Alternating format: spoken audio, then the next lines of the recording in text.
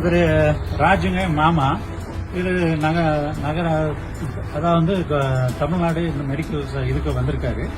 கால் வலி, இடுப்பு வலி, சளி இதுக்காக வந்திருக்காரு. அப்புறம் இங்கே வந்ததுக்கு டேப்லெட் கொடுத்துருக்காங்க.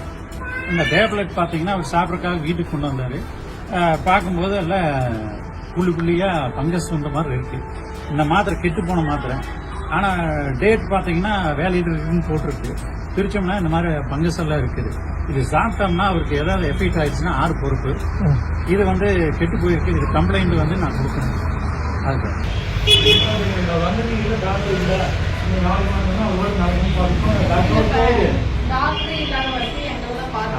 நடந்த ஏதோ தவறு நடந்துச்சுன்னா அது பொறுப்பு நீங்க எடுத்துப்பீங்களா?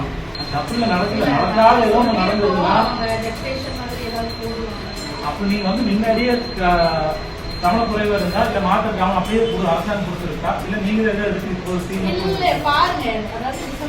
அது ஓகே. மாத்திரையே மாத்திரை எடுத்து கொடுத்தேன் தப்பா கொடுக்கறது அந்த மாதிரி எல்லாம் தப்பு இல்லையமா. அது எல்லாருமே தப்பா வேணும் பண்றது இல்ல, ஏதாவது நடக்கிறது. அது நடந்து போச்சு. அப்புறம் அவரும் நீங்க இது தப்பா கூடாதுன்னு கொடுத்துறது இல்லை. ஏதோ நான் பெரிய நடந்துட்டா என்ன பண்றது? அவர் அந்த டைம்ல வலி இருக்குன்னு சொன்னாங்க. அந்த வலி மாத்திரை ஏதோ டாக்டர் கன்சல்ட் பண்ணி கொடுத்துருக்கலாம். என்னன்னே தெரியாம நீங்க முட்டையை கொடுத்துட்டீங்க. அது இல்லை என்ன இருக்கு எடுக்கிறது?